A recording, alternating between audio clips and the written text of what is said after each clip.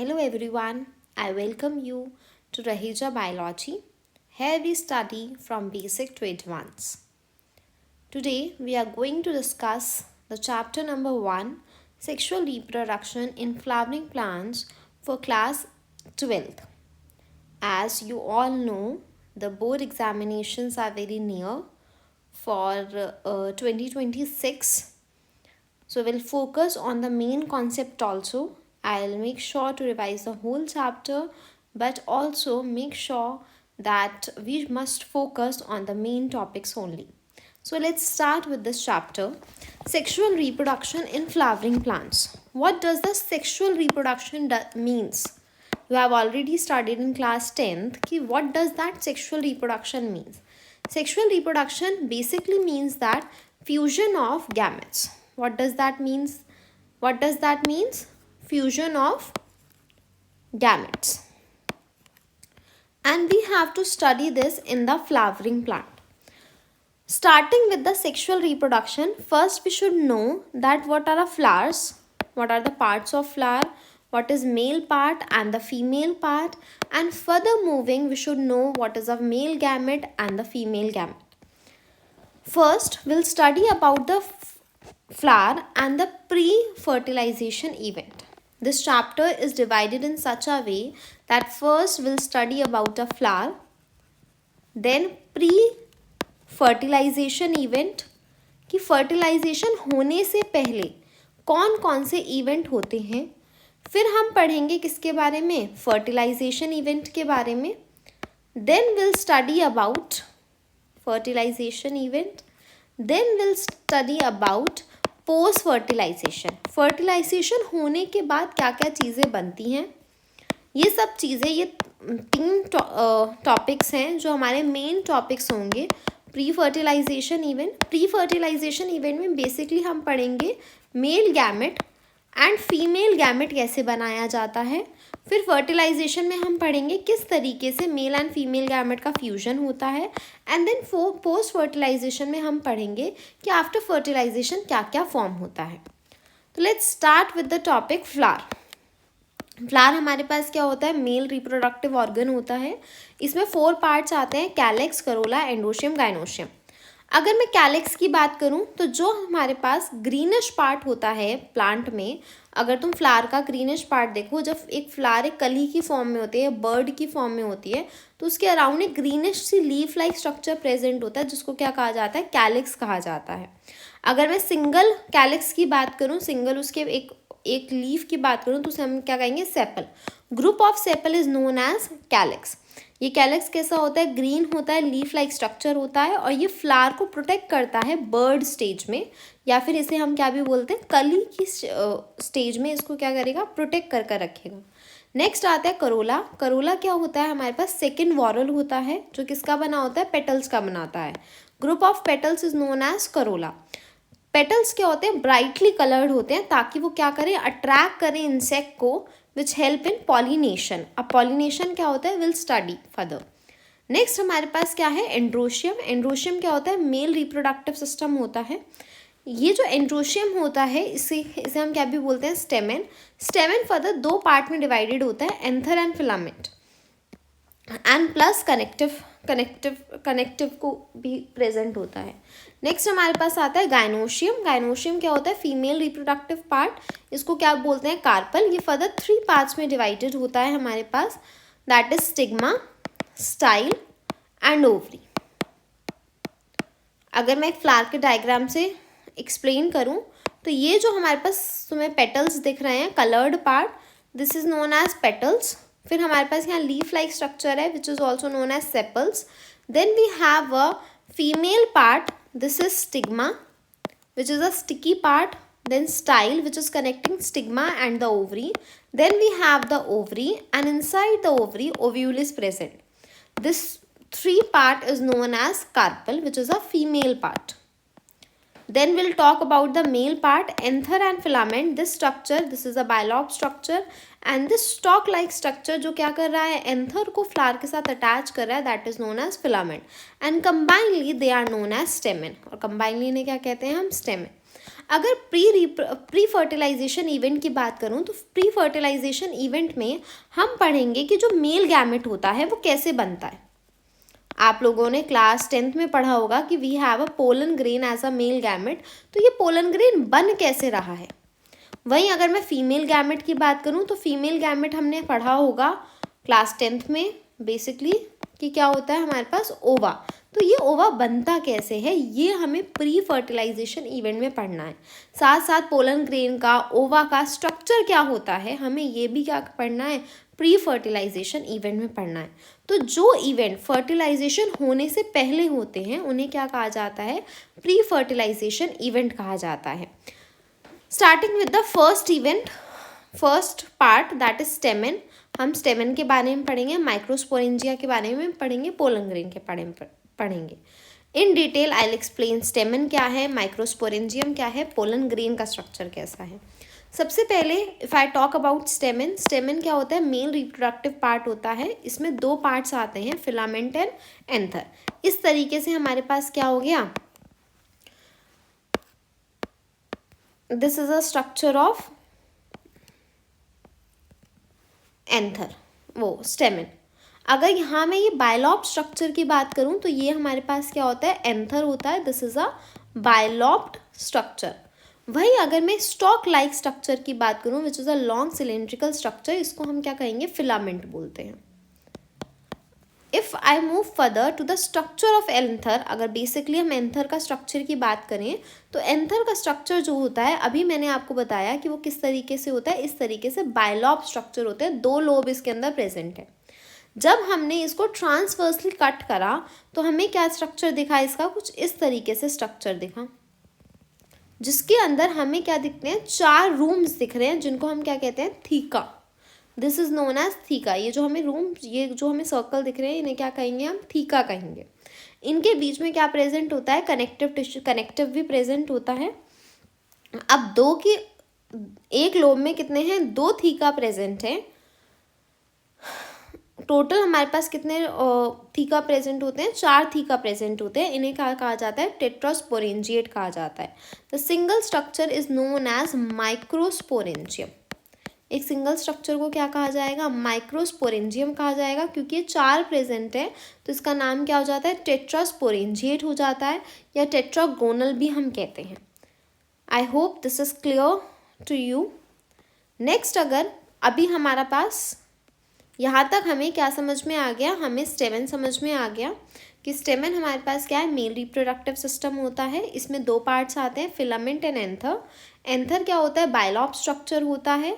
साथ में फिलामेंट की अगर बात करी जाए तो long cylindrical stock like structure होता है, जो किससे अटैच होता है, थैलेमस से अटैच होता है।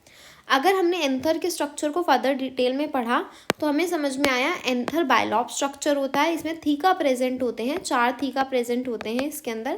इसे टेट्रागोनल भी कहा जाता है, टेट्रास्पोरेंजिएट भी कहा जाता है, क्योंकि इसमें 4 माइक्रोस्पोरेंजियम प्रेजेंट होते हैं।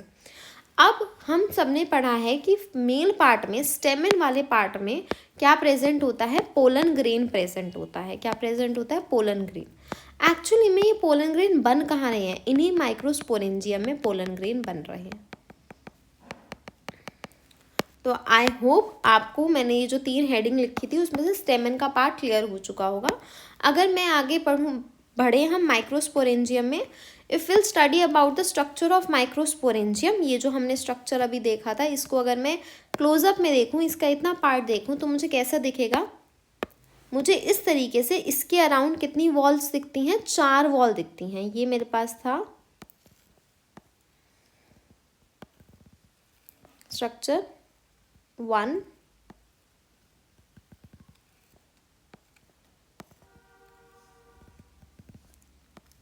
3। अगर मैं सिर्फ इतने पोर्शन को इन डिटेल देखूं तो मुझे कितनी वॉल दिख रही हैं, 4 वॉल्स दिख रही हैं। जो आउटर मोस्ट वॉल होती है इसे कहा जाता है epidermis, then we have endodermis, then we have middle layer and the inner most layer is known as स्टैक्टम। एपिडर्मिस, एंडोडर्मिस, मिडल लेयर, इन तीनों का वर्क होता है प्रोटेक्शन का, साथ में डायहेंसिस करने में हेल्प करता है जब हमारे पास एंथर से पोलन ग्रेन रिलीज होते हैं। यहाँ से जब ये फटेगा और यहाँ से क्या निकलेंगे, पोलन ग्रेन, क्योंकि एक्चुअली माइक्रोस्पोरेंजियम में ही क्या बन रहे हैं, पोलन ग्रेन बन रहे हैं। तो ये तीनों लेयर जब ब्रेकआउट होंगे तो क्या निकलेंगे, यहाँ से पोलन ग्रेन निकलेंगे। इसको ही क्या कहा जाता है, डायहेंसिस कहा जाता है, dehiscence of anther from the dehiscence of anther to release the pollen grain. Inner most layer जो होती है टेप्टम की, ये हेल्प करती है नरिश करने में माइक्रोस्पोरेंजियम को। साथ में ये जो टेप्टम की सेल्स होती हैं, इनके अंदर डेंस साइटोप्लाज्म होता है और मोर देन 1 न्यूक्लियस प्रेजेंट होता है। अब this is an important topic for board examination, because in a board examination there will be a question for microsporangium, that they will ask the function of microsporangium 4 layer, or this question can be arise in a form of MCQ. So this is an important concept. Let me revise you for the microsporangium. Microsporangium is made up of 4 walls. The outermost is epidermis, then we have endothelium, then we have middle layer, and the innermost is septum. Outer 3 layer will help in the protection and help in the diahensis of anther to release the pollen grain, whereas septum nourish the microspore, and also the cells of septum possess dense cytoplasm and have generally more than 1 nucleus. Then we have to move toward the topic of microsporangium, microsporogenesis. For example, I take the example of, this is my microsporangium. Microsporangium which we have studied just yet, this one microsporangium. In a microsporangium, the pollen grains are formed. But we know that a living organism have the haploidy of 2n. If you have studied in class 11th that a human being or any individual is diploid. कोई भी individual कैसा होता है, diploid होता है। अगर मैं human being का एग्जांपल लूँ तो ह्यूमन बीइंग्स में 46 क्रोमोसोम होते हैं हर सेल के अंदर। पर जो हमारे गैमेट्स बनते हैं, अगर ह्यूमन बीइंग का हम एग्जांपल लेते हैं, मेल एंड फीमेल्स में जो गैमेट्स बनते हैं उनके अंदर कितने क्रोमोसोम होते हैं, हाफ ऑफ दी क्रोमोसोम होते हैं। और इस कंडीशन को क्या कहते हैं, हेप्लॉइड कहते हैं। जब 2 हेप्लॉइड सेल फ्यूज करती हैं तो फिर से क्या बनता है, डिप्लॉइड ऑर्गेनिज्म बनता है। सेम इन प्लांट्स ऐसी होता है। प्लांट्स कैसे होते हैं, डिप्लॉइड होंगे, बट उनकी हर सेल डिप्लॉइड है। वही हमें गैमेट कैसे चाहिए, हेप्लॉइड कंडीशन में चाहिए। जब हमें half of the number of chromosome चाहिए होते हैं तो हमें एक प्रोसेस जाना होता है जिसे कहते हैं meiosis. We have already studied in class 11th, but for your concept clarity I should make a clear that there are 2 types of division. One is meiosis and another one is mitosis. If I talk about meiosis, in meiosis reductional division happens कि diploid से हम किस में जा रहे हैं, haploid में जा रहे हैं। रिडक्शनल डिविजन हो रहा है, हाफ ऑफ द क्रोमोसोम हो रहे हैं। अगर मैं कहूँ 2n से n की तरफ मुझे जाना है तो ऐसी सेल क्या करेगी, मियोसिस करेगी। और मैं कहूँ अगर मुझे 2n से 2n ही सेल बनानी है, मतलब अगर मान लो सेल के अंदर कितने हों, 43 हों, और जो नई सेल्स बने, एक सेल डिवाइड होकर 2 सेल बनाती हैं और दोनों सेल में मुझे 43 ही चाहिए, तो ऐसी सेल कौन सा डिवीजन करती है, माइटोसिस का करती हैं। वहीं ऐसी सेल जो हमारे पास क्या करती है, जिसे 2n से मान लो उसके पास 46 थे, उसे डिवाइड करके 23 बनाने हैं, तो वो कौन सा प्रोसेस करेगी, meiosis. I hope this concept is clear because this will applicable in the process microsporogenesis. अब हमारे जो स्पोरेंजियम में थे वो क्या थे, हमारे पास सारे के सारे सेल्स ऐसे थे जो कैसे हैं, डिप्लॉइड कंडीशन में है, 2n कंडीशन में है। अब हमें उनसे n कंडीशन में पहुंचना और क्या बनाना है, पोलन ग्रेन की फॉर्मेशन करनी है। तो जो प्रोसेस होता है, the process of formation of microspore here known as pollen grain from pollen mother cell via meiosis is called microsporogenesis. अब इनमें से ही ये जो हमारे पास माइक्रोस्पोरेंजियम था, ये जो हमने माइक्रोस्पोरेंजियम यहाँ पे पढ़ा था, इसी माइक्रोस्पोरेंजियम के अंदर क्या प्रेजेंट है, सेल्स प्रेजेंट है। इनमें से एक सेल क्या हो गई, थोड़ी सी ग्रो करी और उसने क्या बना लिया, पोलन मदर सेल बना ली। पोलन मदर सेल की हैप्लॉइडी क्या थी 2n। हमें क्या बनाना है अपना microspore which is a pollen grain हमें बनाना है, और पोलन ग्रेन की हैप्लॉइडी क्या होनी चाहिए n। तो ये कौन सा प्रोसेस करेगी, अभी मैंने बताया मियोसिस का प्रोसेस करेगी। तो the process of formation of microspore from pollen mother cell via meiosis, इसको क्या कहा जाता है, माइक्रोस्पोरोजेनेसिस कहा जाता है। अब हम समझते हैं, आई थिंक माइक्रोस्पोरोजेनेसिस आपको क्लियर होगा। माइक्रोस्पोर का मतलब होता है पोलन ग्रेन, जेनेसिस का मतलब होता है फॉर्मेशन। तो माइक्रोस्पोरोजेनेसिस प्रोसेस होता है कि फॉर्मेशन करना माइक्रोस्पोर का पोलन मदर सेल के थ्रू। कौन सा प्रोसेस करेंगे, मियोसिस का करेंगे, माइटोसिस नहीं कर सकते, क्योंकि हमें क्या करना है, हाफ ऑफ क्रोमोसोम करना है। इसे क्या कहा जाता है, माइक्रोस्पोरोजेनेसिस कहा जाता है। अगर हम देखें कि हर एक सेल क्या होती है, डिप्लॉइड सेल है ऑफ स्पोरेंजियस टिश्यूज। तो यहाँ पे जो यहाँ था, ये क्या था, माइक्रो स्पोरेंजियम था। इसके अंदर क्या प्रेजेंट है, स्पोरेंजियस टिश्यू प्रेजेंट है। सारे स्पोरेंजियस टिश्यू की सारी सेल्स कैसी हैं, डिप्लॉइड हैं। इनमें से एक सेल क्या कर जाती हैं, कुछ सेल क्या करती हैं, ग्रो करती हैं और क्या बनाती हैं, pollen mother cell.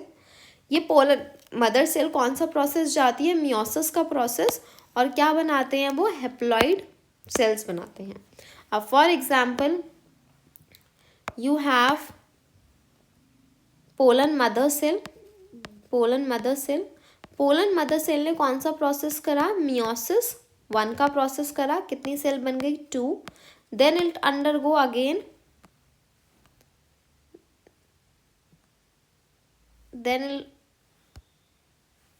undergo meiosis 2 and form 4 cells. This is known as haploid microspore. They are also known as tetrad. यहाँ पे हमारे पास क्या बन गए, टेट्राड, 4 सेल बन गई, माइक्रोस्पोर टेट्राड बन गया। ये हर एक सेल क्या हो जाती है, हमारे पास पोलन ग्रेन की फॉर्मेशन करेंगी। हर एक माइक्रोस्पोरेंजियम के अंदर क्या बनते हैं, सेवरल थाउजेंड माइक्रोस्पोर बनते हैं और पोलन ग्रेन हमारे पास फॉर्म्ड होते हैं। They are release when the anther wall rupture during the dehiscence of anther. Anther का जब डायहेंसिस होता है तो क्या निकलते हैं, पोलन ग्रेन बाहर निकल जाते हैं। अगर अब हम पोलन ग्रेन के बारे में स्टडी करें, उसका स्ट्रक्चर कैसा होता है, पोलन ग्रेन को क्या भी कहा जाता है, मेल गैमेटोफाइट भी कहा जाता है। ये मेल गैमेटोफाइट कैसा होगा, हैप्लॉइड होगा। यहाँ पे कंडीशन हमारे पास क्या होगी, पोलन मदर सेल 2n होगा। जैसे मियोसिस 1 करेगा n हो जाएगा, मियोसिस 2 करेगा, यहाँ पे क्या हो जाएगा, n कंडीशन आ जाएगी, हैप्लॉइड कंडीशन आ जाएगी। मेल गैमेटोफाइट क्या है, हमारे पास पोलन ग्रेन है, ये हैप्लॉइड होता है, यूनिसेलुलर होता है, माइन्यूट स्पोर होता है।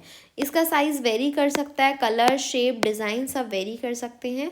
इसका जो डायमीटर होता है वो 25 to 50 माइक्रोमीटर का होता है। ये हमारे पास, इसके पास क्या होती हैं, 2 लेयर होती हैं। आउटर लेयर जो होती है इसको हम क्या कहते हैं, एक्साइन कहते हैं, जो सबसे हार्डेस्ट मटेरियल की बनी होती है, विच इज स्पोरोपोलिन। आज तक का सबसे हार्डेस्ट मटेरियल किसका है, स्पोरोपोलिन से बनी हुई है। वही इनर लेयर होती है जिसको हम क्या कहते हैं, इंटाइन कहते हैं, which is a continuous layer, whereas the exine is a discontinuous layer, क्योंकि एक्साइन में एक ऐसा स्पेस होता है जहाँ पर स्पोरोपोलिन प्रेजेंट नहीं होता। इसको क्या कहा जाता है, जर्म पोर। क्या बोलते हैं हम इसको, जर्म पोर बोलते हैं। Inside that cell, the cell is divided into 2 parts, 2 more cell, that is generative cell and the vegetative cell. Generative cell में divide होती हैं and vegetative cell में divide होती हैं। जो हमारे पास जनरेटिव सेल होती है that is a smaller cell, whereas vegetative cell क्या होती है, बिगर सेल होती है। वेजिटेटिव सेल में क्या रहता है, अबंडेंट रिजर्व मटेरियल रहता है, जो किसको प्रोवाइड कराती है, हमारी जनरेटिव सेल को प्रोवाइड कराती है। वहीं जनरेटिव सेल में क्या होता है, न्यूक्लियस होता है, साइटोप्लाज्म होता है, और साइटोप्लाज्म के अंदर न्यूक्लियस फ्लोट करता है। ये जनरेटिव सेल जो होती है ये 2 सेल कंडीशन में भी हो सकती है। 60% एंजियोस्पर्म के अंदर पोलन ग्रेन 2 सेल कंडीशन में होते हैं, that is 1 vegetative cell 1 generative cell. But बाकी जो रिमेनिंग है हमारे पास 40% एंजियोस्पर्म, उनके अंदर जो पोलन ग्रेन रिलीज होते हैं वो 3 सेल कंडीशन पे होते हैं, which means 1 vegetative cell and 2 generative cell. Generative cell या हम कह सकते हैं 2 मेल गैमेट क्या होते हैं उसके अंदर फॉर्म हो जाते हैं। इसे हमें 3 सेल कंडीशन में रिलीज होते हैं। नेक्स्ट हम पोलन एलर्जी के बारे में बात करें तो pollen allergy may cause pollen grains may cause allergy and bronchial infection भी कॉज करते हैं, या अस्थमा, ब्रोंकाइटिस या पेरेंथियम या कैरेट ग्रास जैसे एग्जाम्पल हैं जो क्या कॉज कर देते हैं, पोलन एलर्जी कॉज करते हैं। पोलन प्रोडक्ट की अगर बात करी जाए तो पोलन ग्रेन के अंदर बहुत ज़्यादा न्यूट्रिएंट होता है, इसलिए हम वेस्टर्न कंट्रीज़ में large number of pollen products use करे जाते हैं टैबलेट्स एंड सिरप्स की फॉर्म में, जो एथलीट्स अपनी परफॉर्मेंस इंक्रीज़ करने के लिए लेते हैं। पोलन वाइबिलिटी जो होती है, पोलन वाइबिलिटी होती है कि pollen the ability of pollen to germinate is called pollen viability, उसे पोलन वाइबिलिटी कहा जाता है। ये किस पे डिपेंड करती है, टेम्परेचर एंड ह्यूमिडिटी पे डिपेंड करती है। अगर हम वीट एंड राइस की वाइबिलिटी की बात करें तो वो 30 मिनट्स तक होती है। पोलन ग्रेन को अगर आपको स्टोर करके रखना है तो आप नाइट्रोजन में -196 डिग्री सेल्सियस पे स्टोर कर रखते हैं। And here is the whole concept of microsporogenesis and we have studied stamen, microsporangium, pollen grain. In a stamen, we have studied two path, anther and filament. Filament, anther is bilobed structure. In microsporangium, we have seen the 4 layers, the outer 3 layers protect the pollen grain, whereas the last one nourishes the pollen grain and it has more than one nucleus which is septum. This question also arises कि हमारे पास जो inner most layer होती है वो हमारे पास क्या role play करती है। हमारे पास जो इनर मोस्ट लेयर होती है वो नरिशेस करती है, और ये भी क्वेश्चन पूछा जाता है कि वो एक से ज़्यादा न्यूक्लियस की बनी होती है या नहीं। असर्शन रीजन में कई बार PYQs में पूछा गया है। माइक्रोस्पोरेंजियम में भी क्वेश्चन अराइज होता है, बेसिकली अराइज क्वेश्चन होता है हमारे पास पोलन ग्रेन के स्ट्रक्चर से। रिपीटेडली क्वेश्चन कई बार पूछा गया है कि पोलन ग्रेन का स्ट्रक्चर एक्सप्लेन करिए, draw the diagram of pollen grain explaining the each part of the pollen structure, कि एक्साइन का फंक्शन क्या है, इंटाइन का फंक्शन क्या है, वेजिटेटिव सेल का फंक्शन क्या है, जनरेटिव सेल का फंक्शन क्या है। 2 मार्क का क्वेश्चन कई बार हमसे पूछा गया है। तो this you have to revise for today only, and thank you for watching the video. May you like this video and may this video will help into a board examination. Thank you everyone.